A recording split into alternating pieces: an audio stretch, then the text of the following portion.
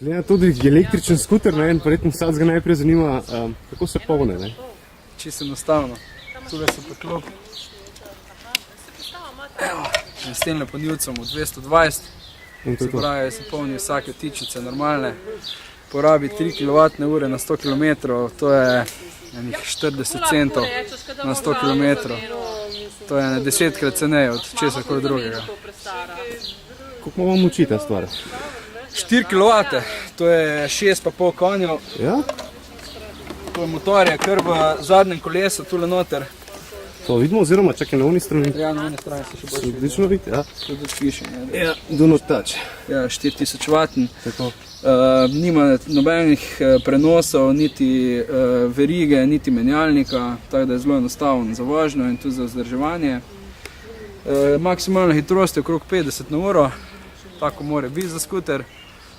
Je pa elektronsko reguliran, tako da če je treba, ga lahko tudi omejimo na 25 na uro, potem se lahko vozi brez čelade, brez izpita, brez registracije. Koliko je pa avtonomnost?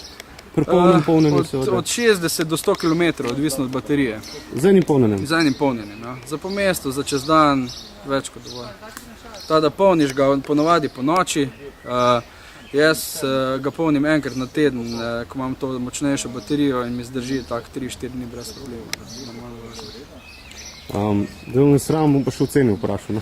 Ja, cene so pa od 2200 evrov naprej, odvisno tudi od baterije. Tale konkretno pride 3000 evrov na Jadranki. Odlično, glede na to, da je verjetno v 3 letih v primerjavi s klasičnim benzinskim skuterjem to že noter dobimo. Ja, prišparaš pri gorivu pa pri vzdrževanju, ker namreč ta motor ima 3 sestavne dele. To je baterija, motor pa računalnik pod sedežem in to je to. Brez filtrov, brez svečk, brez olja, brez menjalnika, brez pogonske verige, tako da je zelo enostavno. Kako je pa v servisu recimo? Ja, prvi servis je na 500 km, kar pomeni, da se malo zategnejo vijaki in to je to.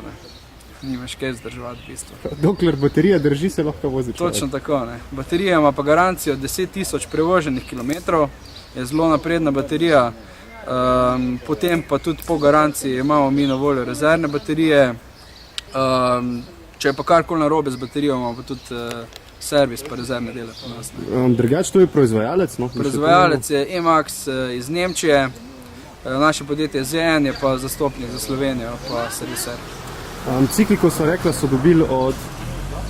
Ja, ne, to je v bistvu celoten proizvod, izključno kot električni skuter, razvoj firme Emax iz Nemčije. Ni to, bi rekel, nobena bencinska verzija predelana, ampak je skuter kompletno razvit.